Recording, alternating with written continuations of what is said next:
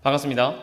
찰스 바하만이라는 사람은 상실을 경험한 사람들의 심리적, 정신적인 그리고 육체적인 변화에 대해서 고찰한 적이 있습니다. 그에 의하면 유가족이 경험하는 사별 초기의 신체적 반응은 충격이라고 합니다. 먼저 충격을 받는 거죠.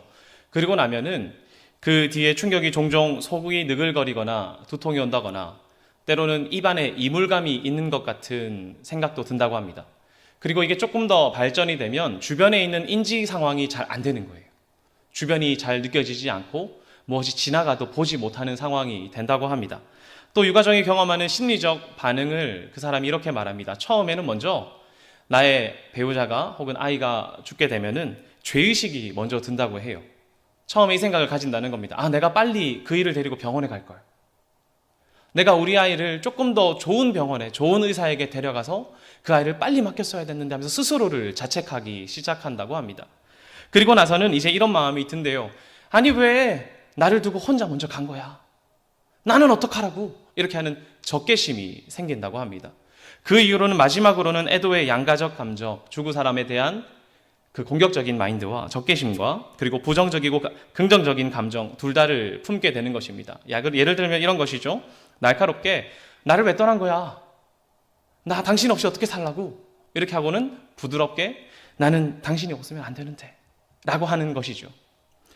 이런 거침과 부드러움이 동시에 나는 것이 상실을 경험한 사람들의 심리적 변화라고 합니다. 우리가 누군가를 잃었을 때 먼저 겪는 상실은 실제적인 상실입니다. 그 사람을 실제적으로 잃어버리는 것이죠. 그리고 또 하나는 이제는 그 사람과 더 이상은 관계를 맺을 기회 역시 사라집니다. 그 사람이 없기 때문이겠죠. 다시는 대화할 수 없고 다시는 사랑을 나눌 수 없고 다시는 무언가 감정의 교류를 할 수 없는 상황 말입니다. 또 배우자가 죽고 나면 남은 사람의 사회적 역할 역시 바뀝니다. 예를 들어 볼까요? 전업주부였다면 이제 남편이 없게 되면 가정의 생계를 꾸리기 위해 직장을 구해야 되죠. 가장의 역할도 하게 되지 않습니까? 그런데 고대 사회에서는 남편의 죽음으로 과부가 되었을 때 그들의 사회적 역할만 바뀌는 것이 아니라 때때로는 사회 구조 안에서의 배척을 받는 사회로부터의 상실 역시 일어나기도 한다는 것입니다. 과부는 가정을 지켜줄 남편이 없기 때문에 경제적으로 또는 법적으로도 이렇게 소외되기 일쑤였습니다. 우리도 옛날에 그런 적이 많았죠. 그래서 한 몇십 년 전만 해도 이혼했다고 하면 괜히 사람들이 나쁘게 보기도 했고요. 또 남편이 일찍 돌아갔다고 말하면 또 나쁜 말로 그 사람들을 탓하기도 했던 것 같습니다. 옛날에는 얼마나 더 심했겠습니까? 법적으로도 경제적으로도 사회적으로도 소외가 일어나지 않았겠습니까? 물론 성경에는 그들을 향한 규정이 있습니다. 예를 들어서 추수한 뒤에 남은 것들을 그들이 가져갈 수 있었고요. 또 11조의 일부분을 떼어서 그 사람들이 삶을 영위할 수 있도록 나눠주기도 했습니다. 이러한 율법들을 보면 그들을 향한 하나님의 따스한 마음과 배려, 사랑을 느낄 수 있습니다. 그렇지요. 그런데 여러분 잘 알다시피 인간 사회에서 이런 배려가 잘 지켜지는 게 우리 흔히 어렵다고 말하잖아요. 그렇지 않습니까? 우리 맨날 그거 해야지, 그거 필요하지, 그래 어렵고 연약한 사람 도와야지 라고 말하지만 그러한 배려가 실제적으로 이루어지는 것은 참 쉽지 않은 것 같습니다. 이러한 배려는 지켜지지 않을 때도 많았기 때문에 과부들은 종종 무관심의 대상이 되기도 했고요. 사회 안에서 배척받았다는 것을 우리는 잘 알고 있습니다. 그런데 오늘 본문에 등장하는 과부도 남편을 잃었습니다. 상실을 경험했다라는 것이죠. 사랑하는 사람을 잃은 아픔, 과부에 대한 배척이 있을 수밖에 없는 고대 사회에서 자신이 과부가 된 것에 대한 두려움이 있을 수도 있겠지요. 또 때로는 가정을 이끌어 나가야 한다는 걱정과 부담감 또한 있었을 것입니다. 찰스 바한의 연구처럼 자신을 탓할 수도 있을 것 같아요. 내가 빨리 병원에 데려갈 걸. 혹은 화도 막 났을 것 같습니다. 아니 나를 두고 가면 어떡해? 이런 인간의 감정들을 충분히 겪지 않았겠습니까? 그런데 그런 그녀가 오늘 엘리사에게 나아갑니다. 이 상실이 너무 힘들어서 그에게 나아갔던 것일까요?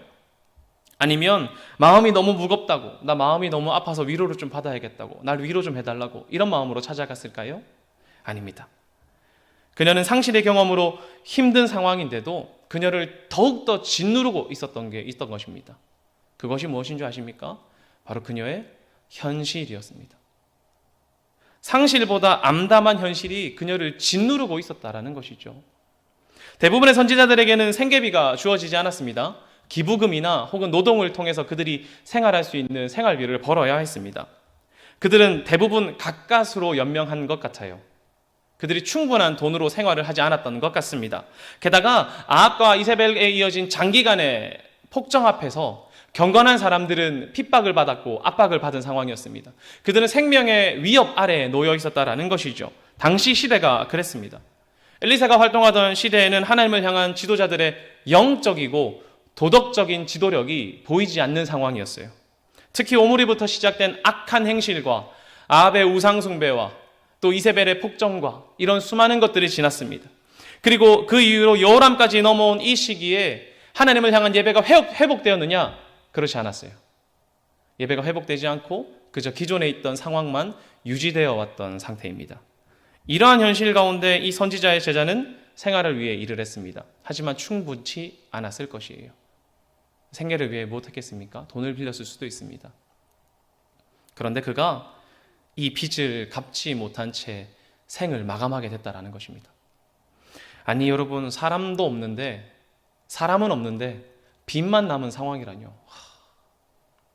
이제 그의 빚은 그녀와 그녀의 두 아들들에게 남겨졌습니다. 그런데 여러분, 이 빚만으로도 무거운 현실이죠. 그러지 않겠습니까? 빚만으로도 무거운 현실이잖아요. 그런데 이 채권자가 이 빚 대신에 두 아들을 데려다 자신의 종으로 쓰겠다고 말합니다. 당시 율법에 따르면 채무자가 자신의 빚을 갚지 못하는 경우 채권자는 채무자의 자녀를 6년간 종으로 데려갈 수 있었습니다. 여러분, 남편을 잃고 두 아들까지 상실해버린다면 그녀가 견딜 수 있었겠습니까? 쉽지 않았을 것 같아요. 오늘 유튜브에서 잠깐 영상을 보다가 갱년기에 관련된 영상을 잠깐 봤습니다. 이제 어머니들께서 갱년기를 거치고 또 삶에 대한 변화를 가질 때에 정말 큰 변화를 가지게 되는 계기 중에 하나가 자녀를 떠나보내는 것이라고 하더라고요. 자녀가 독립을 하면 어머니의 마음 가운데 되게 여러 가지 마음이 든답니다. 하나는 서운함이 드는 거죠. 섭섭함.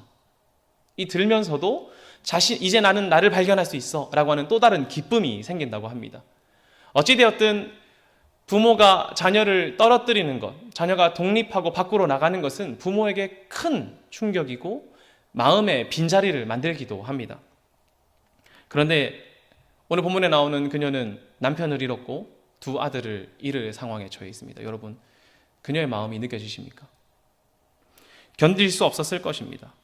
다가올 상실의 두려움에 그녀는 엘리사에게 와서 부르짖지요. 우리 한번 1절을 같이 읽어볼까요? 함께 읽겠습니다.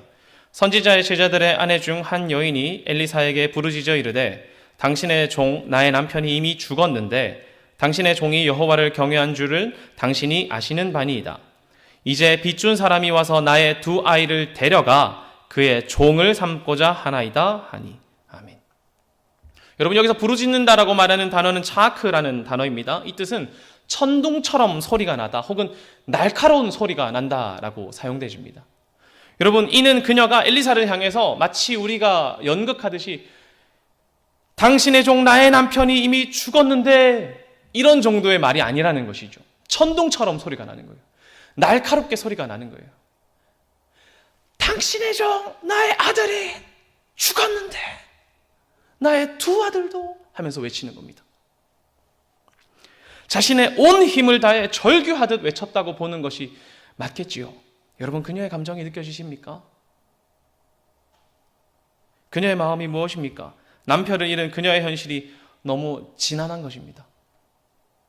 남편을 상실하고 역할을 상실한 그녀에게 남은 것이라고는 두 아들뿐인데 이제 채권자가 두 아들도 법대로 데려가겠다고 하니 또다시 가족을 상실할 그녀의 마음이 얼마나 무거웠겠습니까? 그런데 그녀가 할 수 있는 게 아무것도 없는 거예요. 돈이라도 많으면 내가 빚이라도 갚지. 내가 남자였으면 내가 일을 해서 빚이라도 갚지. 이렇게 말하는데 할 수 있는 게 하나도 없는 겁니다. 그러니 그녀가 할 수 있는 게 무엇이겠습니까? 엘리사에게 와서 부르짖는 것밖에 없는 거예요. 그런데 여러분, 엘리사의 마음이라고 편했겠습니까? 엘리사의 마음이라고 해서 그래 그렇구나 이랬겠습니까? 당시 선지자의 제자들, 곧 하나님의 뜻을 배우는 사람들은 그저 선생과 제자 정도의 관계는 아닙니다. 그들은 당시에 왕들이 우상을 섬기고 하나님을 배척하던 시대에도 하나님을 경외하는 사람들이었고, 왕들이 하나님의 경건한 사람들을 핍박하던 그때에도 함께 모여서 자신의 믿음을 지키고자 똘똘 뭉쳤던 사람들인데, 여러분, 이들의 관계가 얼마나 끈끈했겠습니까? 일상생활을 하면서도 시간을 내어 모여서 가르침을 듣고 하나님 말씀대로 살아가기 위해 함께 모여서 경건생활을 했던 사람들. 인데 이들의 관계가 어땠겠냐는 거죠. 엄청 끈끈했겠죠. 그런데 그런 사람들 중 한 명이 죽은 것입니다. 그러니 엘리사도 얼마나 돕고 싶겠습니까? 얼마나 돕고 싶을까요? 그런데 엘리사라고 해서 돈이 많겠습니까? 당시 선지자는 힘들게 생활했다니까요. 쉽지 않았다니까요. 그러니 얼마나 마음이 아프겠어요. 자기도 도와주고 싶은데 할 수 있는 게 없잖아요. 그런데 엘리사의 답이 참 재밌습니다. 여러분, 만약 누군가가 여러분에게 와서 경제적 어려움을 토로해요. 나 이게 너무 어렵단다. 나 어떻게 해야 되지? 이렇게 한다면 여러분 어떻게 말씀하시겠습니까? 어떤 질문을 하시겠습니까? 우리 옛날에 가을동화라는 동화 보면, 드라마에 보면 이런 장면 나오죠. 얼마면 돼? 기억나십니까? 네. 얼마면 돼? 딱 한단 말입니다. 원래라면 그래야 되지 않습니까? 엘리사요, 지금 우리 남편이 빚을 져가지고 우리 아들 둘이 지금 종으로 끌려가게 생겼습니다. 그럼 엘리사가 딱 어떻게 합니까? 얼마면 돼? 내가 도와줄게. 요렇게 말하거나, 아니면 그래, 나도 지금 돈이 없는데 우리 공동체가 있으니까 함께 기도하고 함께 돈을 십시일반 모아가지고 도와보자 하는 게 정상적인 우리의 반응이지 않습니까? 그런데 엘리사의 질문은 다릅니다. 우리 함께 2절을 한번 읽어볼까요? 함께 읽겠습니다. 엘리사가 그에게 이르되 내가 너를 위하여 어떻게 하랴? 내 집에 무엇이 있는지 내게 말하라. 그가 이르되 계집종의 집에 기름 한 그릇 외에는 아무것도 없나이다 하니. 아멘. 엘리사의 질문에 그녀가 대답합니다. 기름 한 그릇 외에는 아무것도 없습니다. 여기 기름 한 그릇이라고 하는 것은 한 번 부을 정도의 양이라고 말하더라고요. 여러분, 한 번 부을 정도 얼마나 작습니까? 그것밖에 없다고 말합니다. 우리 그녀의 대답을 한번 잘 기억합시다. 과연 그녀에게는 기름 한 그릇밖에 없었을까요? 그녀가 보기에는 자신의 현실에는 기름 한 그릇 외에는 아무것도 없어 보입니다. 이어서 엘리사의 답을 3절에서 5절 한번 볼까요? 한번 제가 읽겠습니다. 이르되 너는 밖에 나가서 모든 이웃에게 그릇을 빌리라. 빈 그릇을 빌리되 조금 빌리지 말고 너는 내 두 아들과 함께 들어가서 문을 닫고 그 모든 그릇에 기름을 부어서 차는 대로 옮겨 놓으라 하니라. 여인이 물러가서 그의 두 아들과 함께 문을 닫은 후에 그들은 그릇을 그에게로 가져오고 그는 부었더니 아멘. 엘리사의 대답이 또 재밌습니다. 어떻게 말합니까? 이웃에게 가서 그릇을 빌리라고 말합니다. 할 수 있는 대로 많이 빌리라고 말하죠. 그리고 그것에 기름을 채우라고 해요. 여러분, 한 번 부을 정도의 기름을 가지고 있는 사람한테 자, 그릇을 많이 빌린 다음에 그릇에다가 채우렴, 이렇게 말하고 있는 겁니다. 여러분, 만약 이런 상황이라면 여러분 어떨 것 같습니까? 어떨 것 같습니까? 재밌는 소리 하시네. 이럴 수도 있고, 아니면 알겠습니다 하고 믿음으로 갈 수도 있지요. 전혀 합리적이지도 않고 나의 현실을 바로 해결해 줄 것 같지도 않은 엘리사의 대답입니다. 정말 마지막이라는 생각으로 엘리사에게 찾아가 부르짖었던 그녀인데 그에게서 돌아오는 답이 현실적이지 않다니까요. 뭔가 해결할 만한 실마리가 좀 보이지 않지 않습니까? 그래? 그럼 우리가 돈을 함께 갚아보자, 이런 말도 아니고 그릇을 빌려서 그릇에 기름을 나눠 담으라뇨. 현실적이지 않잖아요. 전혀 지금 당장 도움되지 않잖아요. 그런데 여러분, 이 과부는 엘리사의 말에 순종합니다. 이웃에게 찾아가 빈 그릇을 빌리고 집에 돌아와 문을 닫고 천천히 기름을 붓기 시작합니다. 그러자 그 모든 그릇에 기름이 가득 찼다고 성경은 말하고 있습니다. 여러분, 그녀는 정말 기름 한 그릇 그것만 가지고 있었을까요? 아까 제가 처음 했던 질문이죠. 그녀는 과연 정말 기름 한 그릇 그거 가지고 있었을까요? 제가 여러분에게 그녀가 사실 기름이 많았는데 없었던 척 한 겁니다, 그렇게 말하는 게 아닙니다. 그녀는 아마 정말 기름 한 그릇 가지고 있었을 것입니다. 그러나 정말 그녀의 삶에 아무것도 없었을까요? 그렇지 않습니다. 그녀의 눈엔 자신이 가진 게 기름 한 그릇 뿐이었지만 그녀에겐 찾아갈 하나님의 사람이 있었습니다. 어려울 때 찾아가서 부르짖을 사람이 있었어요. 또 무엇이 있었습니까? 엘리사의 이해할 수 없는 명령에 순종할 수 있는 믿음도 있었습니다. 또 그와 함께 순종할 두 아들도 있었죠. 아들도 함께 순종하지 않습니까, 지금? 엄마 그게 뭐야? 엄마 그거 말도 안 돼. 이렇게 하는 것이 아니라 어떻게 해요? 함께 순종하는 두 아들도 있었습니다. 우리 또 아들들, 자녀들을 가지고 계신 분들 중에 소망의 하나가 무엇이냐면 아들들이 함께 신앙생활 하는 거죠, 아이들이. 우리가 하나님께 나아가 기도하고 예배하고 봉사하고 섬길 때 사람들이, 아들들이 엄마 그거 뭐야? 이렇게 말하면 괜히 마음이 섭섭합니다. 맞죠? 그런데 오늘 이 과부의 아들들은 이 얼토당토 없어 보이는 이 말에 순종하는 아들들이었어요. 아들들이 있었죠. 또 무엇이 있습니까? 과부인 그녀에게 그릇들을 선뜻 빌려줄 이웃들도 있었습니다. 그렇죠. 그리고 무엇보다 이 일을 행하실 하나님이 그녀와 함께 계셨습니다. 엘리사는 바로 이것을 본 것 아닐까요? 네. 왕들이 하나님을 모르고 우상을 숭배하며 악행을 저지르는 이때에도 하나님은 살아계셔. 그리고 하나님을 경외하는 사람들을 하나님은 포기하지 않아. 이것을 엘리사는 알고 있었던 거 아닐까요? 하나님은 고아와 과부를 사랑하는 분이시며 그들을 향해 자신의 자비를 베푸시는 분이심을 엘리사는 분명히 알고 있었을 것입니다. 그러니 이 어두운 시대에 엘리사는 어디서 희망을 발견했겠습니까? 하나님에게서 희망을 발견했을 것입니다. 또 이 과부의 어두운 현실 가운데 엘리사는 어디서 희망을 발견했겠습니까? 하나님에게서 희망을 발견했습니다. 과부를 향한 엘리사의 질문과 대답은 현실에 가진 것 없음에 대한 실질적인 조언이 아닙니다. 이것 하면 돈이 불어날 거야. 이런 현실적인 조언이 아니라, 실질적인 조언이 아니라 오히려 하나님을 사랑하는 사람들을 향해, 그리고 약자를 사랑하는 하나님의 충만하심과 돌보심을 보고 말하는 것입니다. 너에게 무엇이 있니? 너한테 하나님이 있는데. 이렇게 말입니다. 그녀는 현실의 어려움을 들고 엘리사에게 찾아왔지만 엘리사는 현실 문제의 답이 하나님이라고 말하는 거예요.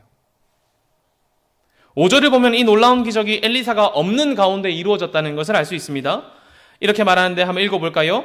여인이 물러가서 그의 두 아들과 함께 문을 닫은 후에 그들은 그릇을 그에게로 가져오고 그는 부었더니 아멘. 이렇게 말합니다. 어떻게 말합니까? 문을 닫은 후에. 엘리사에게 돌아와서 그릇을 빌린 다음에 문을 닫았단 말이죠. 엘리사가 이 자리에 없다는 뜻입니다. 엘리사가 이 자리에 없다는 것은 이 놀라운 기적의 주체가 바로 엘리사가 아니라 누구예요? 하나님이라는 것이죠. 우리 흔히 생각할 때에는 위대한 사람, 성경에 나오는 위대한 사람들이 하나님의 일을 감당한다라고 생각하지만 그것이 아니라 하나님 말씀에 순종하는 사람들을 통해 하나님께서 일하신다는 것입니다. 엘리사가 이 기적을 행한 것이 아니라 과부의 순종을 통해 누가 일하신다고요? 하나님이 일하시고 하나님이 이 과부를 돌보고 계신다는 것입니다.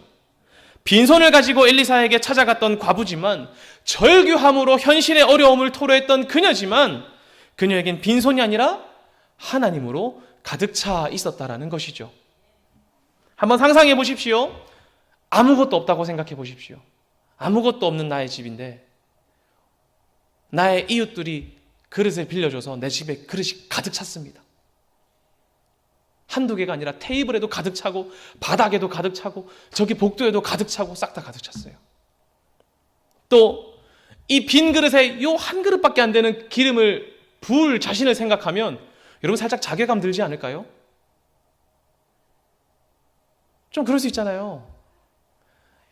아무리 봐도 이거 한 그릇인데 이 그릇에 나눠 담으라고 하는데 이거 부으려고 하는 자신을 보면서 내가 지금 뭐 하는 거지? 이 생각 들 수도 있지 않습니까? 그런데 그녀는 꿋꿋하게 믿음을 가지고 그릇에 기름을 붓는단 말입니다. 이 믿음이 또 있었다는 것이죠.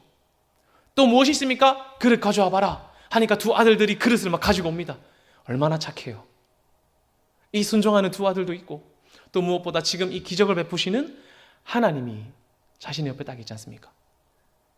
여러분 이 기름 부을 때 어떤 마음이 들었을까요? 하나님, 주여, 이 말 말고는 안 나왔을 것 같은데요. 그러지 않습니까?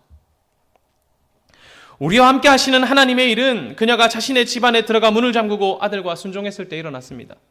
엘리사 앞에서는 아예 알겠습니다 이래놓고는 집에 가서 그게 뭐야 이랬을 수도 있는데 그녀는 순종했다라는 것이죠. 그녀가 그릇을 빌릴 때도 마찬가지였습니다. 성경에서는 그녀가 그릇을 빌리는 장면은 나오지 않지요. 그렇기 때문에 이 여백은 우리에게 신앙의 상상력을 불어넣습니다. 한번 상상해 보십시오. 그녀가 기름을 빌리는 장면을, 그릇을 빌리는 장면을 말입니다. 옆집 문을 두드립니다. 저기 그릇 좀 빌려줘. 왜? 좀 쓸 일이 있어서 그래. 알았어. 빌려줍니다. 혹시 빈 그릇 더 있으면 빌려줄래? 알았어. 더 줄게. 빌려줍니다. 옆집에 갑니다. 또 말합니다. 똑똑 그릇 좀 빌려줘. 왜? 이미 손에 그릇 많은 것 같은데? 쓸 일이 있어서 그래. 사람들이 물어보겠죠. 왜? 뭐 하려고 그래? 이렇게 말입니다. 사람들이 봤을 땐 그녀의 행동이 이해가 되지 않는 걸 수도 있지요. 그러나 그녀는 그런 상황에서도 꿋꿋하게 그릇을 빌립니다. 가득 빌리죠. 할 수 있는 만큼 빌립니다. 왜냐하면 사람들이 이해할 수 없을 것 같은 그런 일이라도 이 일을 통해 하나님께서 일하실 것이라는 믿음이 있었기 때문 아니겠습니까? 그릇 빌리면서 뭐 일이 일어나겠어? 이랬겠어요? 그랬으면 안 빌렸겠죠. 하지만 그녀는 가득 빌렸단 말입니다. 가득 빌렸단 말이죠. 빌리면서 어떤 마음이었겠습니까? 이 일을 통해 하나님 일하실 거야. 하나님 날 돌보실 거야. 이 믿음이 없었겠습니까? 저는 있었다고 생각합니다. 그런데 우리도 이번에 그랬잖아요. 안 그런가요? 이번에 제가 장보기 할 때, 방역할 때 사람들이 저한테 그러더라고요. 교회에서 그걸 왜 해요? 우리가 장바구니 들고 시장을 가서 사람들한테 우리 동네 중학교에서 소상공인 함께 함께 살리기 위해서, 함께 살기 위해서 우리 이렇게 시장 살리기를 합니다. 그거 교회에서 왜 해요? 방역을 하니까 교회에서 방역 그거 왜 해요?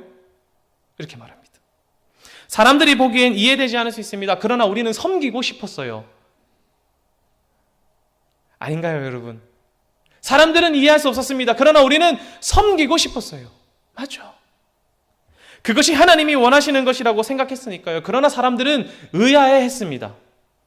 하지만 우리는 다른 음성이 아니라 하나님의 그 음성에 순종하는 사람들이죠. 우리가 구청도 아니고 방역업체도 아니고 자선사업가도 아닌데 섬김과 나눔을 원하시는 하나님의 음성에 우리는 순종합니다. 사람들이 이해하지 못하더라도요. 왜냐하면 그 순종에 하나님이 일하실 것이라는 믿음이 우리에게 있기 때문 아니겠습니까? 그녀가 순종하자 집안에 그릇이 가득 찼고 또 그릇마다 기름이 가득 찼습니다. 누가 일하셨습니까? 하나님이 일하셨습니다. 성경에 등장하는 이러한 물건이나 음식이 증식하는 사건은 늘 하나님의 돌보심, 하나님의 먹이심을 말하고 있습니다. 그러므로 그녀의 이 사건 역시 오직 하나님께서 그녀를 먹이시고 돌보신다라는 것을 선언하는 것입니다. 하나님께서 그 모든 그릇에 기름을 다 채우시자 기름이 나오기를 멈췄습니다. 이제 또 그녀의 반응이 아주 재밌습니다. 대단합니다. 그녀가 무엇했을까요? 동네방네 자랑했을까요? 아니면 놀라서 기름을 숨겼을까요? 그녀는 하나님의 사람을 찾아가서 이 일을 보고합니다. 하나님께서 이렇게 행하셨다고. 이 기름의 소유자가 내가 아니라 하나님이라고 그녀는 행동으로 증명하고 있는 것입니다. 기름이 가득 차면 그냥 알아서 쓰거나 알아서 팔아서 사용할 수도 있지 않습니까? 그렇지 않나요? 하나님 내게 주셨네? 하고 내가 할 수도 있잖아요. 내 기름이 다른 그릇에 가득 찼고 내 집에서 내가 순종했더니 내 소유가 풍성해졌다라고 생각할 수도 있지 않습니까? 하지만 그녀는 하나님께서 주신 것은 하나님의 것이라고 여겼나 봅니다. 그러니 하나님의 사람에게 엘리사에게 찾아간 것 아니겠습니까? 그리고 보고하자 엘리사가 말하죠. 기름을 팔아서 빚을 갚고 생활하렴. 이렇게 말입니다. 여러분, 빚을 갚는다는 것은 그녀가 빚이 없는 완전한 상태로 회복하는 것을 말합니다. 그녀를 올가매고 있던 아들들을 잃을 수도 있다라는 상실에서 해방되는 것이죠. 그런데 하나님의 일은 거기서 멈추지 않습니다. 아들들이 종이 되는 것에서 해방되는 것으로 끝나는 것이 아니라 앞으로 그녀가 생활할 수 있을 만큼의 기름 또한 준비하셨다는 것입니다. 생활할 수 있을 만큼의. 과부는 자신의 아들들이 노예가 될 수밖에 없는 상실의 두려움을 가지고 하나님께 나아갔지만 하나님께서는 그 너머의 것까지 해결하셨습니다. 그녀는 엘리사에게 나아가 부르짖었고 어려운 현실 가운데 자신의 무능함을 고백했고 엘리사의 음성에 순종했습니다. 여러분, 우리에게 부족한 것은 무엇일까요? 우리에게 부족한 것은 하나님의 능력이 아니라 하나님 앞에 문제를 내어놓지 못하는 우리의 부족한 믿음일 수도 있고요. 또 하나님의 말씀에 순종하지 못하는 우리의 삶일 수도 있습니다. 오늘 이 일은 엘리사가 없는 데서 이루어졌다니까요. 여러분, 이것입니다. 때로는 두렵고 걱정되고 아무것도 내게 남지 않은 것 같기도 합니다. 그러나 그때에도 하나님은 우리와 함께하고 계십니다.